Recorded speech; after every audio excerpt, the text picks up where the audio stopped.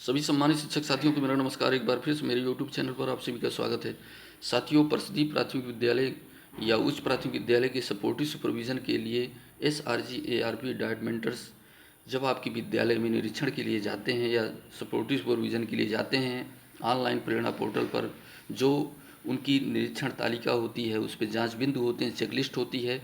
उसमें महानिदेशक महोदया के निर्देश में एक परिवर्तन किया गया है चेकलिस्ट में। यदि आप चाहते हैं इसी प्रकार की अपडेट्स आपको एक ही प्लेटफॉर्म पर उपलब्ध होती रहे तो इस चैनल को सब्सक्राइब कर लीजिए। अब सभी शिक्षकों को अलर्ट होने की आवश्यकता है। इन बिंदुओं पर अपनी तैयारी जरूर कर रखें ताकि कभी भी चेकलिस्ट में ये क्वेश्चन आ सकते हैं जो आप नहीं भी सोचे होंगे। तो साथियों, देखते हैं कौन से ऐसे चेकलिस्ट के बिंदु समाहित किए गए हैं।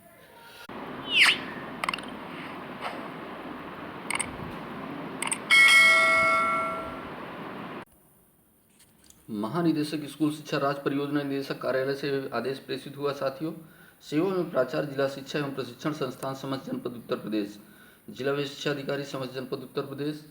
ये आदेश 18 अक्टूबर 2021 का है।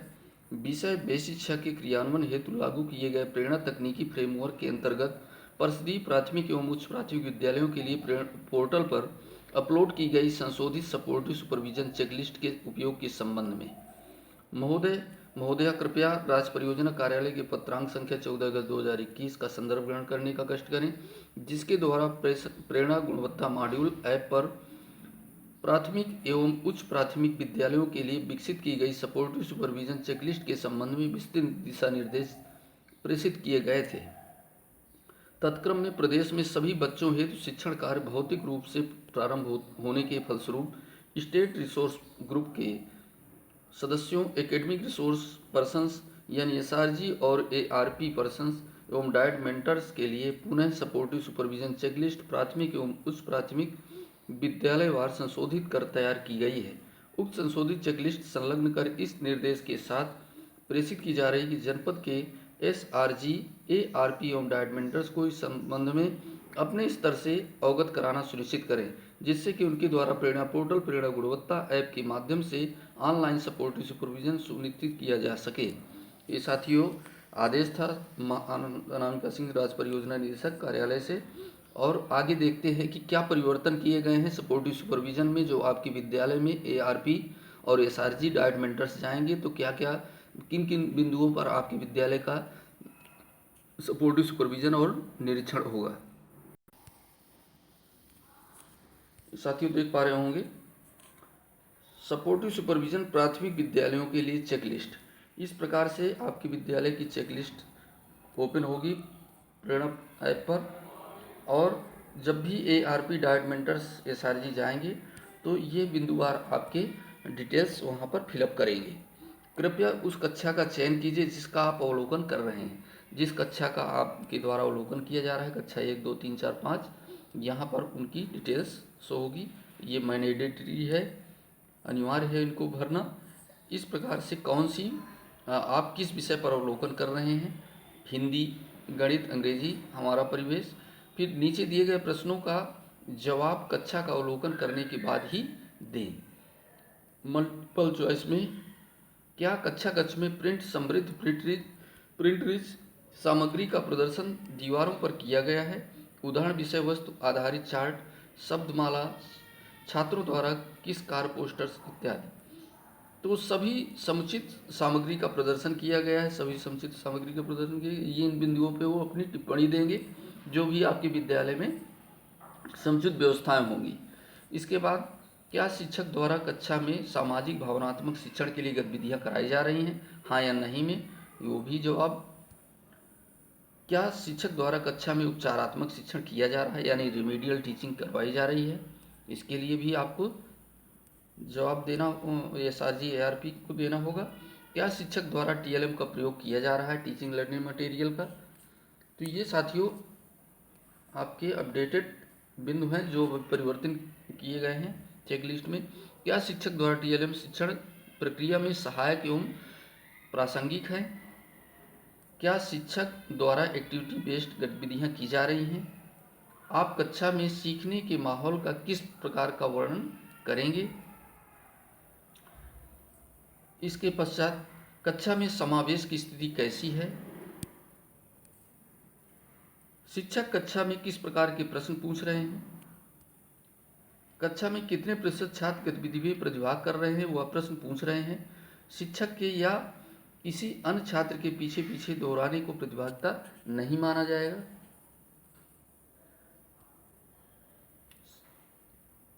नेक्स्ट क्वेश्चन है, कृपया उस कक्षा का चयन कीजिए जिसका आप अवलोकन कर रहे हैं। ये आप पिछली बार भी देख चुके हैं।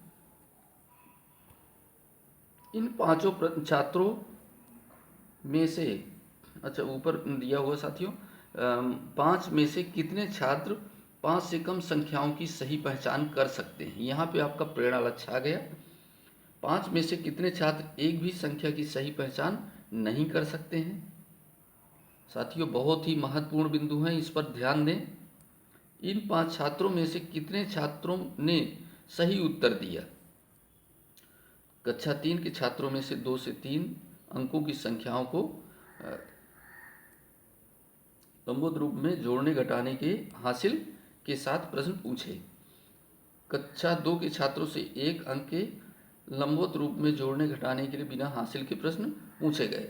जैसा कि आपके प्रेरणा लक्ष्य में निर्धारित है, उसी प्रेरणा लक्ष्य के तहत आपके प्रश्नों का जवाब आपके बच्चों से पूछेंगे और यहाँ पर उनको दर्शाएंगे ऑनलाइन प्रेरणा सुपरविजन में। इन 5 छात्रों में से कितने छात्रों ने सही उत्तर दिया। इन 5 छात्रों में से कितने छात्रों ने सही उत्तर दिया है। इन 5 छात्रों में से कितने छात्रों ने सही उत्तर दिया है। यहाँ पर आपको छात्रों से भिन्न की अंक संख्याओं को भाग करने के प्रश्न पूछे जाएंगे। पाठ्य पुस्तक से प्रश्न ले सकते हैं। कक्षा 4 के छात्रों में से 2 से 3 अंकों की संख्याओं को गुणा करने में प्रश्न पूछ सकते हैं। तो यहाँ पर उनकी संख्याएं वो अपना देंगे। इस प्रकार से कक्षा 1 के स्तर की बात आई तो कक्षा कितने छात्र 5 या 5 से अधिक शब्दों की सही पहचान कर सकते हैं, 5 से कम शब्दों की पहचान कर सकते हैं। इसी प्रकार कक्षा 2, कक्षा 3 कितने छात्र अनुच्छेद को धारा प्रवाह पढ़ लेते हैं, कितने छात्र अनुच्छेद को पढ़ सकते हैं पर धारा प्रवाह नहीं। ये साथियों बहुत ही महत्वपूर्ण बिंदु है, इन्हें विशेष तौर से आप ध्यान से देख लीजिए ताकि इन्हीं बिंदुओं पर निरीक्षण होगा और यही ऑनलाइन सपोर्टिव सुपरविजन के द्वारा परियोजना निदेशक कार्यालय की सूचना प्रेषित की जाएगी। फिर प्रतिकूल प्रविष्टि के लिए भी आपके पास आ सकती है। क्या अध्यापक ध्यानाकर्षण मॉड्यूल का नियमित उपयोग कर रहे हैं। अध्यापक से प्रश्न कीजिए, वे साझा करें कि उन्होंने ध्यानाकर्षण मॉड्यूल से किन शिक्षण तकनीकी को अपनाया है। इसके आधार पर उत्तर हेतु विकल्प का चयन करें। हाँ, सभी अध्यापक ध्यानाकर्षण मॉड्यूल का नियमित उपयोग कर रहे हैं। नहीं, सभी अध्यापक ध्यानाकर्षण मॉड्यूल का नियमित उपयोग नहीं कर रहे हैं। ध्यानाकर्षण मॉड्यूल विद्यालय में नहीं पहुंचा है। इस प्रकार से ये भी मैंडेटरी हैं साथियों, ये अनिवार्य है इनको फिलअप करना और ये सूचनाएं जाएंगी ही जाएंगी आपकी। तो इस प्रकार से क्या आप आधारशिला मॉड्यूल का नियमित उपयोग कर रहे हैं। अध्यापक से प्रश्न कीजिए कि वे साझा करें कि उन्होंने आधारशिला मॉड्यूल से किन शिक्षण तकनीकों को अपनाया है। इसके आधार पर उत्तर हेतु विकल्प का चयन करेंगे। क्या पुस्तकालय रीडिंग कार्नर का बच्चे द्वारा नियमित प्रयोग किया जा रहा है। विद्यालय में शिक्षकों को किस प्रकार का सपोर्टिव प्रदान किया गया। कक्षा कक्ष में अवलोकन तथा सपोर्ट प्रदान करने के उपरांत आपने शिक्षकों और प्रधानाध्यापकों को क्या फीडबैक दिया ताकि वे उस पर कार्य करके अपने प्रदर्शन को बेहतर बना सकें। भाग 4 में अन्य कार्यक्रम। विद्यालय में कुल शिक्षकों की संख्या कितनी थी उपस्थित। भ्रमण के दौरान शिक्षकों की भौतिक उपस्थिति कितनी पाई गई। अवलोकन द्वारा पूरा करने के बाद निम्नलिखित प्रश्नों के उत्तर दें। इसी प्रकार से यदि अध्यापक अनुपस्थित है तो उनके अनुपस्थित का प्रमुख कारण क्या है। विभागीय कार्य हेतु गए, आकस्मिक अवकाश हेतु, उपार्जित अवकाश हेतु, मातृत्व अवकाश हेतु, चाइल्ड केयर अन्य अवकाश, कोई सूचना नहीं। तो ये साथियों बहुत ही महत्वपूर्ण बिंदु हैं। यदि आप विद्यालय पर नहीं सपोर्टिव विजन के दौरान तो आप इसे विशेष ध्यान से दें। विद्यालय में कुल कितने विद्यार्थी पंजीकृत हैं, कुल कितने विद्यार्थी उपस्थित हैं, जो विद्यार्थी अनुपस्थित हैं उनके अनुपस्थित होने का प्रमुख कारण क्या है। क्या शिक्षकों के मध्य कार्य विभाजन, वर्क डिस्ट्रीब्यूशन और कक्षा विभिन्न क्लास डिस्ट्रीब्यूशन कर दिया गया है। क्या विद्यालय में प्रार्थना सभा का आयोजन नियमित किया जा रहा है? यदि आप विद्यालय में प्रार्थना सभा की बात पहुंचे हैं तब इस संबंध में कुछ छात्रों से प्रश्न कर आकलन करें। क्या विद्यालय में गत वर्तमान माह में शिक्षक अभिभावक बैठक का आयोजन किया गया है? शिक्षक अभिभावक बैठक रजिस्टर में दर्ज बैठक मिनट्स का भी अवलोकन करें और यहाँ पर हाँ नहीं में जवाब देंगे।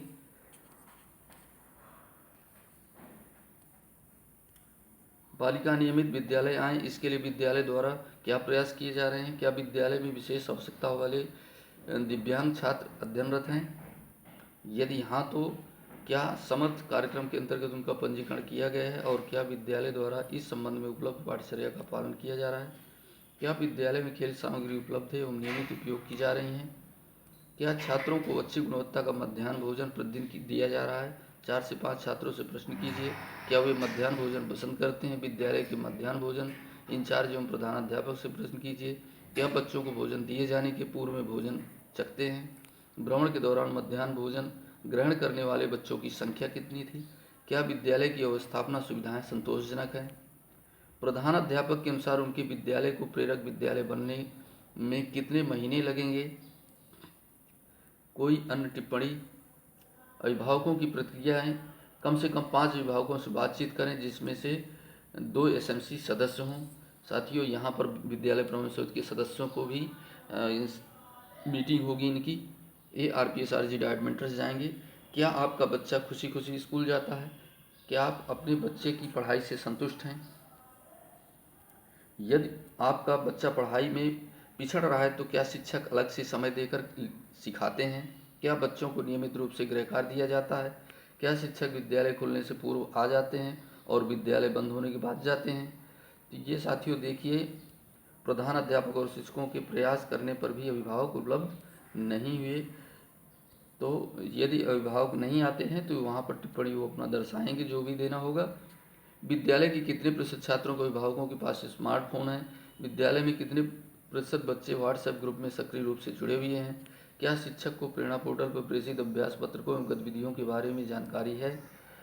क्या शिक्षक द्वारा कक्षा में उपचारात्मक शिक्षण के लिए अभ्यास पत्रकों का उपयोग किया जा रहा है? विद्यालय में कितने प्रतिशत बच्चे दूरदर्शन पर प्रेषित सामग्री नियमित रूप से देख रहे हैं? विद्यालय में कितने प्रतिशत अभिभावकों को प्रेरणा लक्ष्य ऐप के बारे में जानकारी है? कृपया उस कक्षा का अवलोकन करें। ये पहले भी आपको ये क्वेश्चन कर दिया गया है। ये साथियों महत्वपूर्ण बिंदु थे, इन पर विशेष ध्यान दे लीजिए। आप कक्षा में सीखने के माहौल का किस प्रकार वर्णन करेंगे? कक्षा में समावेश की स्थिति कैसी है? शिक्षक कक्षा में किस प्रकार के प्रश्न पूछ रहे हैं? कक्षा में कितने प्रतिशत छात्र गतिविधि में प्रतिभाग कर रहे हैं, वह प्रश्न पूछ रहे हैं? कक्षा में छात्र किस प्रकार गतिविधियाँ करते हुए नजर आ रहे हैं? क्या शिक्षक कक्षा अनुरूप अधिगम स्तर पर प्राप्त करने वाले छात्रों को अतिरिक्त समय दे रहे हैं? क्या शिक्षक वांछित रूप से विद्यार्थियों का मूल्यांकन कर रहे हैं? आपने किस कक्षा के छात्रों को चुना हुआ विकल्प चुने। इस प्रकार से साथियों वो हैं निरीक्षण के बिंदु हैं सपोर्टिव सुपरविजन के, और ये सारे बिंदु लगभग समाहित हो चुके हैं। इस प्रकार से उच्च प्राथमिक विद्यालयों के लिए भी चेकलिस्ट जारी हुई है। तो साथियों, यदि ये वीडियो उपयोगी लगा हो तो वीडियो के अंत में लाइक कर दीजिएगा और ज़्यादा से ज़्यादा शिक्षक साथियों को शेयर करिए ताकि वो भी अपनी तैयारी पूर्ण कर लें। इन बिंदुओं पर उनकी जानकारी अधूरी न रह जाए। नए वीडियो के साथ मिलेंगे, तब तक के लिए जय हिंद।